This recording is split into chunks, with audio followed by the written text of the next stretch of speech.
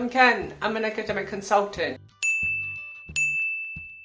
So, if you're watching this video, then you're most likely going to be a first year PhD student who has just started this year. Now, first things first, congratulations, because you are about to embark on 3 to 4 years of fun. With the big C word ravaging throughout the world, universities have changed the way PhD students work, and with it come a whole set of challenges that you will face. Here are some tips for first year PhD students who are starting in 2020.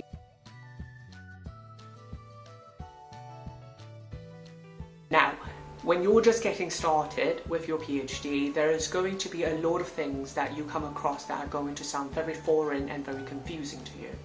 Now, this is nothing to be worried about, because the step up from a BSc to a PhD, or even from a master's to a PhD, is pretty big, and there are a lot of theories and there will be a lot of methodologies that you will not be familiar with right off the bat. So from what I've seen, some students will start looking and Googling and researching whatever that they find confusing in the middle of reading a paper, and this will lead them down a rabbit hole where they completely forgot what the paper was about in the first place. And another way is that some students will be so discouraged and so demotivated by their confusion and the perplexity of the document that they completely stop reading. So one way around this is to make a checklist of whatever that you find confusing and perplexing at that point, and continue reading as much as possible without researching those items first. If you don't know an author, checklist it. If you don't know a theory, checklist it. If you don't know a methodology, checklist it. If you don't know a term, checklist it. If you don't know a jargon, checklist it. And then when you have got time, or when it's appropriate, you can slowly make your way down the checklist and start researching all of these different items. Now, the point of this is to not let your confusion overwhelm you at that point, or discourage you, or break your momentum when it comes to reading.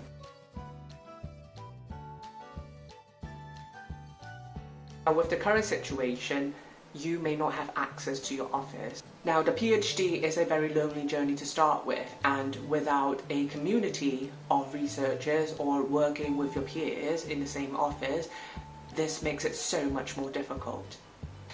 Now, my advice to you is to go out there and seek out as many opportunities as possible to make connections with other PhD students, whether they are from your university, whether they are from your school, whether they are working on a similar research as you, but go out there and interact with other PhD students and build an online community for yourself. You can go to Twitch, Discord, Reddit to look for communities to work with together.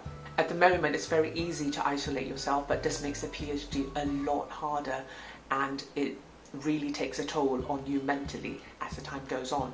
Because as a PhD student, you'll pretty much find yourself in the dark most of the time. And being in the dark and lonely is so much worse. So find people out there, bounce ideas off, share your research, start talking about your work with other people. And perhaps they may even provide a different perspective to what you're doing and may provide some sort of inspiration as well.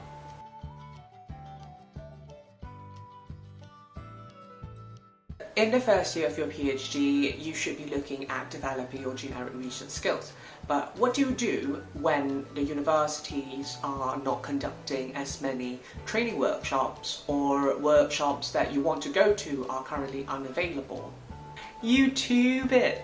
The current situation is not much of an excuse for you to not be developing your generic research skills when you have the time to do so. So start going online to look for skills training, for example, on using Mendeley, using EndNote, Zotero, Word document, LaTeX, how to search for literature, how to use your university library, how to access your university skills training. For most students, the nature of the PhD is such that it is a suddenly very liberating experience, because there is not so much of a timetable to stick to. There are no compulsory, or very little compulsory modules that you need to attend. There is very little structure that you need to follow. And currently, without being in the same office as your supervisors or even being in the same building as your supervisors, there's no one to really watch over your shoulder. Unfortunately, the PhD carries on, so you need to make an effort to build your skills right from the start. Even if there are no workshops present at the moment or available, you should be looking at online resources. Don't let COVID stop you from growing.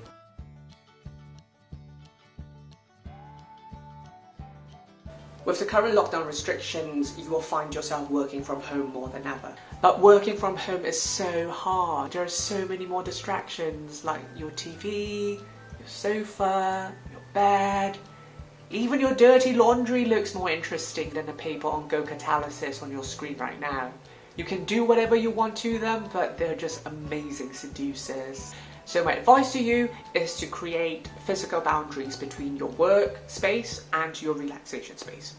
Turn your desk away from your sofa or from your bed. Where possible, you might want to look at working in a different room from where you would be watching TV or sleeping. If you can't, then you might want to think about putting some sort of physical boundary between your bed and your desk, like a screen or a bookshelf. I've got a friend who did her PhD with me, and she turned the space underneath her stairs into a little office, pretty much Harry Potter style. This is not only good for your own focus, but it's also good for your relaxation, because when you're done, you can turn your back on it, or you can shut the door behind you and move on with your chill time.